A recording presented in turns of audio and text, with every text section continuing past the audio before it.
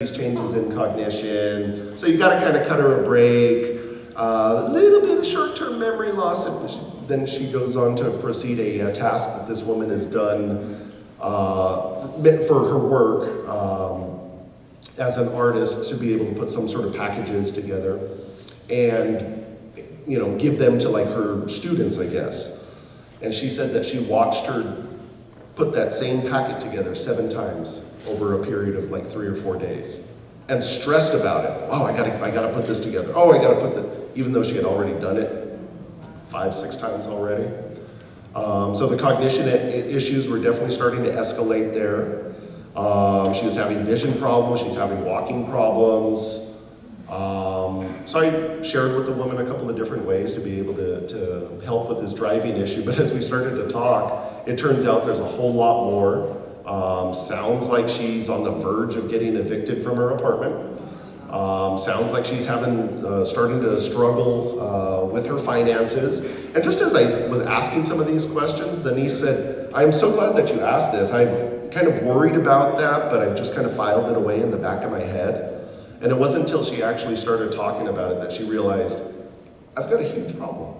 I've got a huge problem, and everything is urgent, everything's really important, and I don't know what to do about it. So we're going to come up with a little bit of a plan for them, kind of first things first, and just get the ball rolling. What I end up doing through my work as a geriatric care manager, first and foremost, I got to build a relationship. That's the social work side of me. We build relationships. We build relationships out in the community to act as resources for the older adults, and we also build relationships with our clients. And building the relationships with the clients really is a lot of asking questions, really understanding what it is that they want out of a situation. And I use the magic wand question. If we had a magic wand, and I'm not saying that I have a magic wand, but if I had a magic wand, what would you want out of this situation? And that just allows the older adult to be able to start opening up, start sharing a little bit with me about their expectations and really what they're most hopeful for. And then lastly, I really give options. I give choices. So a lot of times families rush in and they're really trying to make changes as quickly as possible. No, I don't care what you have to say, we're doing this, we're going this route. But really my work, I gotta give options. I'm really trying to empower the older adult to be able to have a very high quality of life, and that includes being able to make decisions for themselves as well. So giving options.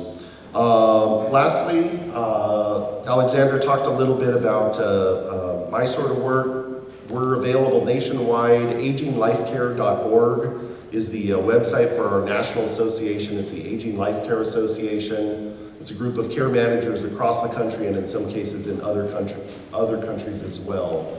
And if you go on the very front page, there's a big orange tab up at the top that says Find a Care Manager. You click on that, put in a zip code, and you can get this sort of help for anybody across the United States.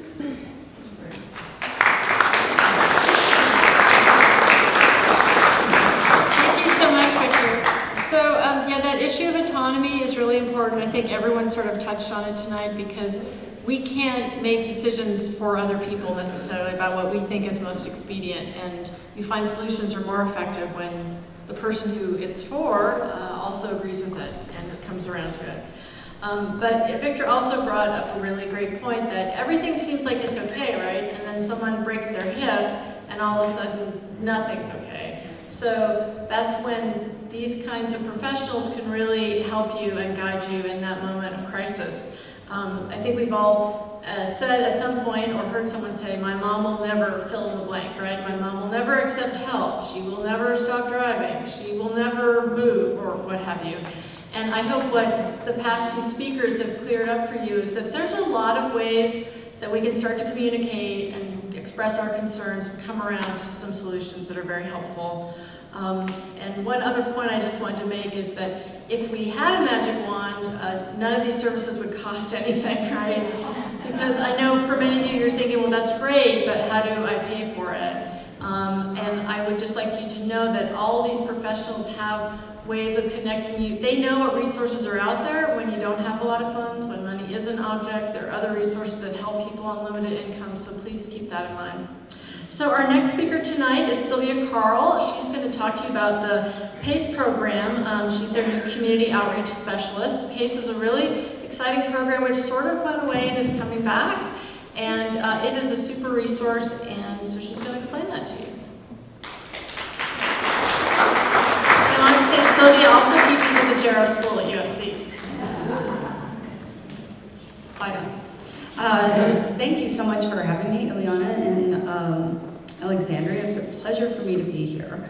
And the first thing I'd like to say is I concur with everyone. And you know, I love the CARE acronym, and it's all important. And there's just two little things I'd like to always kind of mention. And one is you're not alone. No one is ever alone. And I think that's the first thing that is really important for everyone to understand, is you are never the only person going through your struggles and challenges and day-to-day, sometimes just schedules that are so conflicted, so busy. There is always someone who's going to have had that same experience. And so just, you know, being able to talk about it, I think is just really important, and probably one of the most important things for any caregiver. And I think you're absolutely right. I think all of us are caregivers, and will always be, you know, whether or not it's a family member or a friend, sometimes with just different disease, sometimes it's a child or a sibling, and so you really never ever know. And the other thing is that I really encourage everyone is to really be honest, because I think that's one of those things that I think most of us sometimes are afraid of, is being honest. Like, I don't want to tell them if they fall, they're going to end up in a nursing home. But sometimes it's that honesty that really helps someone to understand the consequences. Is if you don't pick up that favorite rug with all the fringes on the kitchen floor and you're going to trip, what if you fall? And what are the consequences of that? And I don't think there's anything wrong with really sharing with a loved one what you really can do and what you really can't. So for instance, I can come over 3 nights a week, but more than that, I can't guarantee. And so what can we do together to maybe fill that gap? And I think it's those conversations and just being honest. It's not only going to really help the person you're trying to help, it's going to help you. Because if you're not honest and you try to do, because the expectation may be that they want you there 7 days a week, and you try and try and try, what happens is sometimes you may become resentful because it's not enough. And sometimes that's what's going to maybe affect the relationship more than you really want it to, because you really do want to help. So being realistic with yourself, being honest with the person that you're taking care of, is really some of, you know, I think the best advice that I have gotten and used that I just really wanted to share. And so the cool thing and the reason I'm here is to actually talk about a new program and resource that's going to be available to all of those in this area, South Pasadena, Glendale, and the Burbank area. And it's called the PACE program. And PACE stands for Program of All-Inclusive Care for the Elderly. And it's actually a new center that's going to be opening up not too far from here in Alessandro, right off of Fair Oaks, around the corner from the Huntington Medical Center. And what a PACE program is in the model, it's a center that people can come to receive medical and social services. So it is a type of medical plan, and it includes everything. It includes medical care, your primary care physicians, your specialists. It includes prescriptions. It includes home support. So coordination of care, home care. You have a comprehensive team. This is my favorite, folks. It includes dental, vision, and hearing. And it includes transportation to medical appointments or to whatever appointment you may have. This is a self-centered program, meaning the service is designed for each individual. And so what one person needs may not be the same as the next. but it's going to be the service that they need based on evaluation. I can tell you this program has been in existence for about 40 years, but there's not many of them. There's only about, I believe, 45 nationally, but we are starting to open them up and see them more often in different parts of the country, and especially here in California. And so we're very, very fortunate that we are going to be able to, well, it's very regulated, so we have an application in to open it up here in Pasadena, and the target and the goal date is July 1. So there are, for the PACE program, criteria is that you have to be 55 years of age or older. The participant needs to be certified as far as what's called nursing home eligible. So meaning that they do really need a lot of assistance at home. So help with personal care, maybe meals, maybe help transferring. Really someone who's in crisis and that you're really, really doing your darndest to keep them at home, but it's getting really challenging. This is who the participants are. And then it's all paid for by medical insurance.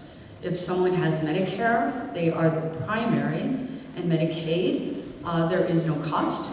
Depending on private insurance and with the other insurance carriers that there may be a cost.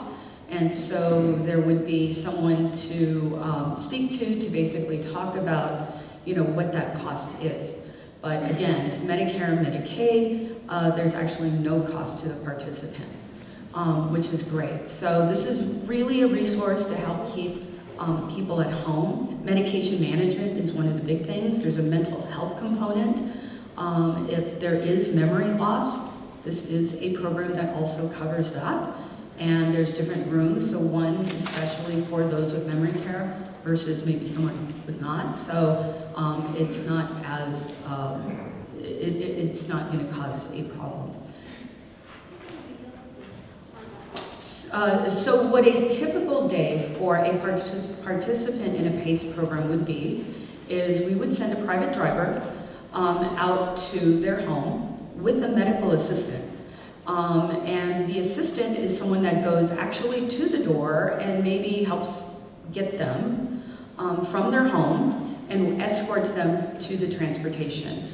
They are then driven to the center, which has a community room for activities and meals, and has a medical clinic, and also has a fitness center. And there the participant would participate in daily activities, so from anything, from music therapy to art therapy to, we have a lot of fitness classes, so yoga, looking for, just a lot of that type of engagement. And then if they needed to see the doctor, they would visit the doctor or their specialist who's in-house, maybe the dentist, and they would receive all of that. If they needed some occupational therapy or physical therapy, they would go to our fitness center and receive that. They would have a lunch, and a lunch is specialized for each participant based on what their diet is, because we do have a nutritionist on site as well. And if there's any difficulty, meaning they have a special diet, maybe it needs to be softer food, all of that is taken into consideration. If they have maybe laundry needs to be done, that would have been brought to the center. They would receive that would be done for them, and again, taken back home with them. And then at the end of the day, they would be driven home again with the escort. And the services that they would receive at night would all depend on their needs. So maybe a caregiver that comes in, maybe they still need dinner, so it might be a home delivered meal that would come. And all of this is coordinated and specifically prescribed per each individual. So it really is a program of all-inclusive care. It is a one-stop shop where everyone receives everything that they need at the center. And if there's something else that's not provided by us at the center, we do that too. We just opened up a PACE center in Stockton, July 1, or January 1, and one of the stories is there was a gentleman who became a participant, and he was having difficulty. He kept getting sick, having this really bad infection, having to go to the hospital. And, once it became a part of PACE, they stopped and they said, let's look at this. Why is he still getting sick? Why is this reoccurring?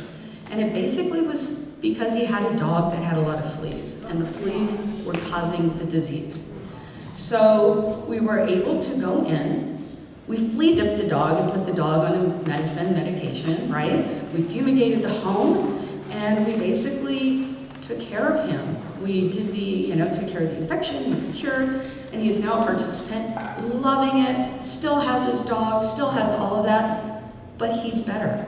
He's been engaged, he's part of the wellness program, and he is one happy camper, and we are really happy that we were able to help him, because a lot of people are like, oh, you have to get rid of your dog, or you go to the doctor, there's all these things. So it really is an example of self-centered care, and that they looked at the problem with the actual individual and looked at what was needed and created a program that not only helped his health, but wellness.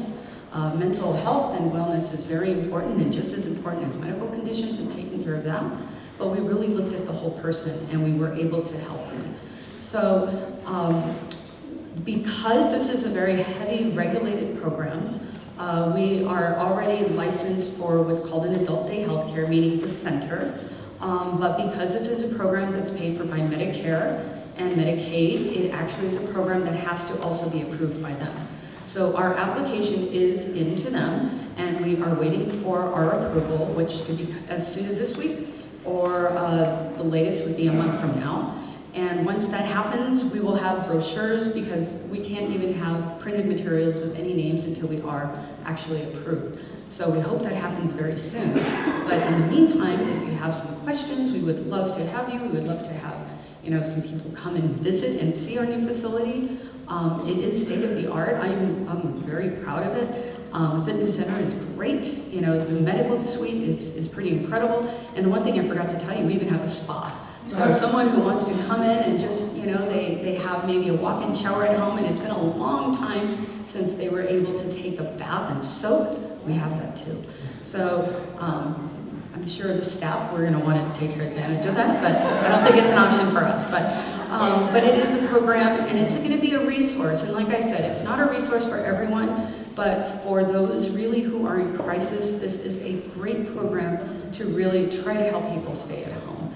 And if anything, if you are a caregiver 24/7, this really is a good type of respite for you as well. That your loved one is going to be receiving great care and be taken care of, and you would also, as a caregiver, be given a few hours off. So anyway, so thank you. It's my pleasure to be here. Thank you. Thank you.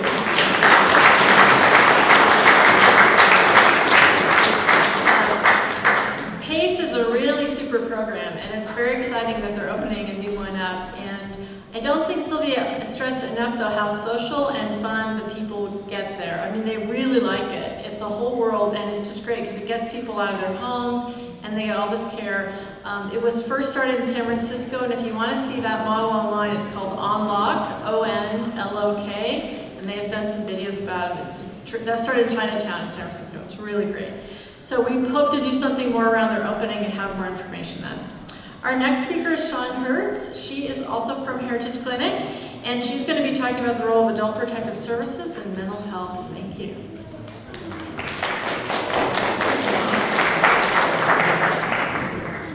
Thank you so much. So people have been introducing themselves as having their Masters of Science in Gerontology, and I'm standing in the back and we're counting. There are 5 of us here from USC who graduated, so I want to say thank you. We're going to have a photo and Twitter on it, okay? So thanks. So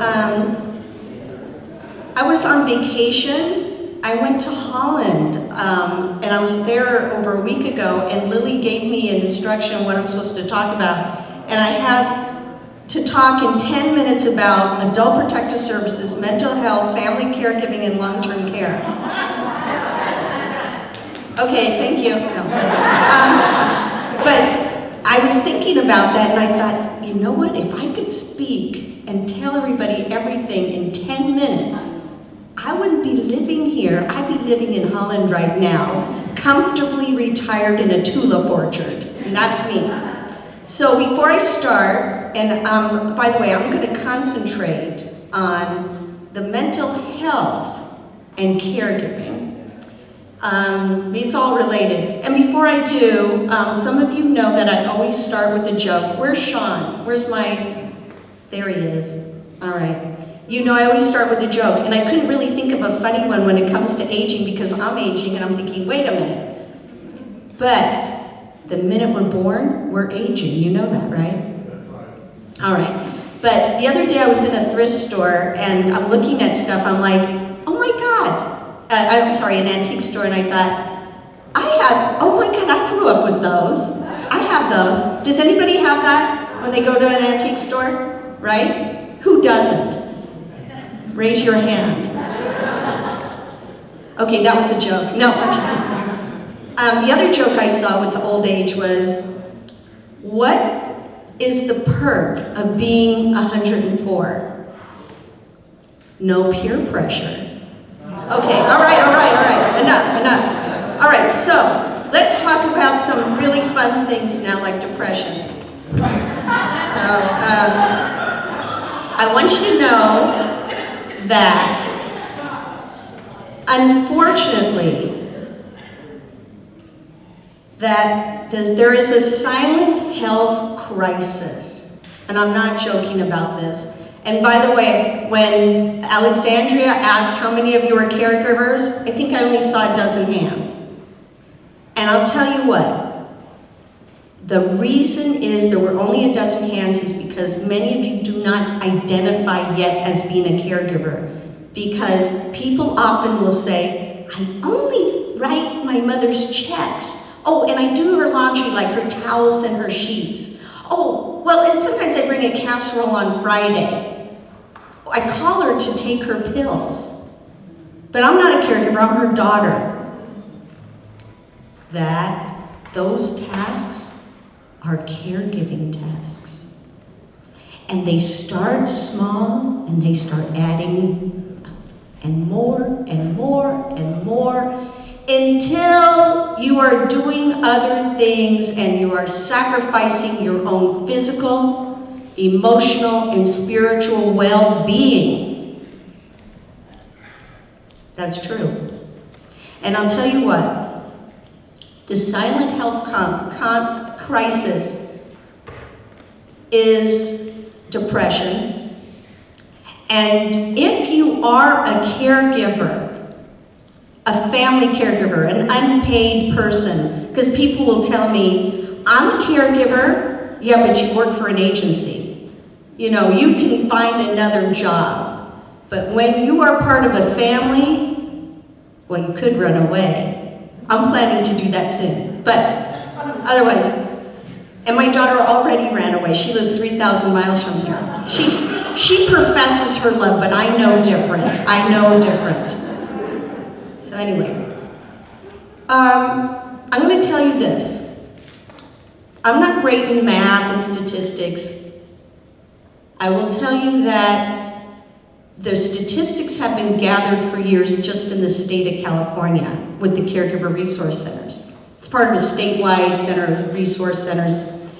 And when you're a family caregiver, over 60% of family caregivers have serious depression. Now, I'll tell you, in general, across the United States, they say it's about 20%, which is twice as much as the regular population. And if you're caring for somebody, people always think somebody who has some type of dementia, but there are all kinds of reasons people care for people, you know? However, if a person is caring for someone with a dementia, which is a progressive loss of memory, judgment, etc., they are even more likely to be depressed. So, given that, and I want to tell you an interesting statistic that people don't think about.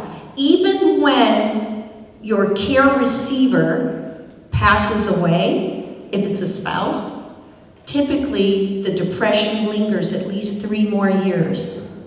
Isn't that crazy? People sacrifice so much in their role, they lose themselves in the caregiving role. And it's really easy. It sneaks up on you. You lose it. And so, because I only have 10 minutes and I don't have 2.5 minutes left, I'm going to give you the answer to the quiz. No, I'm not so sorry. One of the things that's so important is that you get ahead of that. You nip it in the bud when depression is starting. And how do you even know it's starting? Most people don't realize what it is. They hear, oh, I'm depressed. Oh, does that mean you're sad? Just snap out of it, whatever. One of the things you can do, because then I'm going to segue into a little bit about adult protective service, just a tad. How can I cover everything real quick? Is that when you start getting really irritable and you're snapping all the time and you don't have patience for the person you're caring for or anybody else, that's a big sign if you're a caregiver. That's a #1 sign. That and crying a lot, feeling like you don't do good enough. This is what I always tell caregivers. That is one of my areas of expertise. And that is when you go to bed at night, no matter what happened during the day, you say to yourself, I did as good as I could today. Sleep well. Get up energized. It's something you need to do for yourself. Anyway, besides when you're a caregiver, I'm just going to say that people are exhausted, they're stressed, they are sad, they feel anxious, and then you know what the crazy thing is? Then they feel guilty for feeling all those things. Dang, you just don't win. But there's help. There's a heavy toll when you do not take care of yourself. I worked with the Caregiver Resource Center for 18 years. And I saw a lot of things. I heard a lot of things. I was moved by even more things. And one of the things that happened is good, decent human beings who were caring, put in a role that you weren't trained to do, and you weren't thinking about how to do it. You didn't know you could call Victor or Mary or any of these other people to figure out how to do these things. Guess what happens? Sometimes people abuse the person whom they love. And they do it in quiet ways. And I've met people who told me they had slapped their mother. Never would ever have thought that before. And the mother sat and said, my goodness, I'm so sorry, I never hit you. I'm sorry to be a burden. I just want to die. So it's the caregiver, it's the care receiver, it's the whole, as Victor would say, dynamic. And Victor, by the way, dynamic is a bad word, okay? I'm just telling you. Dynamic. Not you, Victor, because you're very dynamic, but other people, family dynamics. So it can really hurt. There's a lot of shame in reaching out and talking about what's bothering you. There is still a lot of shame. A lot of people will say, I should do this because I'm the daughter. I should be able to. And you know what I always say? You don't want to should on yourself. And you want to make sure you link up with help. And you know what? By goodness, there is a lot of help in this room. And each and every one of you knows somebody who is suffering silently. Could be you. It could be someone who's not here complaining that there are no resources. You know how people complain there's no resources? There are no resources? They're home tonight watching Family Feud. They should be here listening to all the wonderful people who are presenting today. So, get help. There is help. Make a call. Start talking about what your issues are. you know, that's your first step in doing that. It's a heavy toll, and it's not just a heavy toll on you, it's a heavy toll on the person whom you love and care for. It's a heavy toll in our,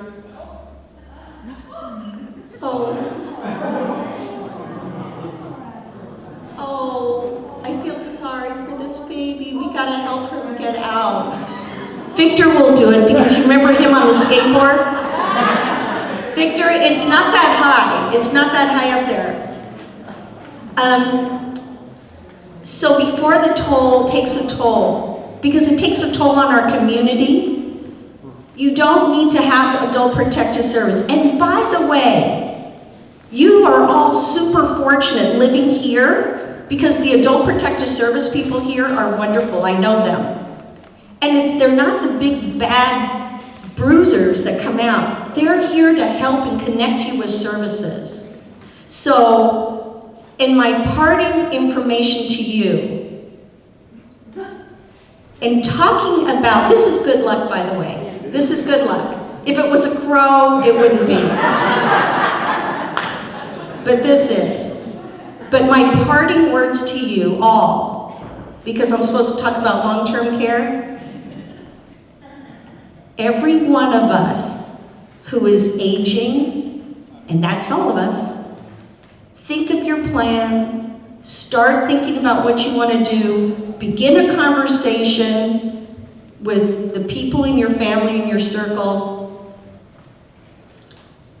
And the other thing is, start treating yourself like your own best friend. That goes a long way. I want to thank you for your time and enjoy your evening. We're back there. Thank you.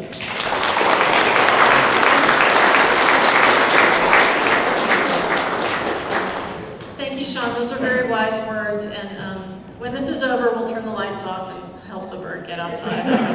Our next speaker, we're running a little behind, so apologize, there are a lot of good people talking tonight, is Julie Papadakis. She is a commissioner for the Senior Center, along with me and some others. She's a graduate of CSULA and USC School of OT, and has 35 years of experience as an occupational therapist. She has worked in medical and psychiatric hospitals, outpatient rehab, home health agencies, and private practice. She's here to explain what occupational therapy is and why it can help someone you know how it can.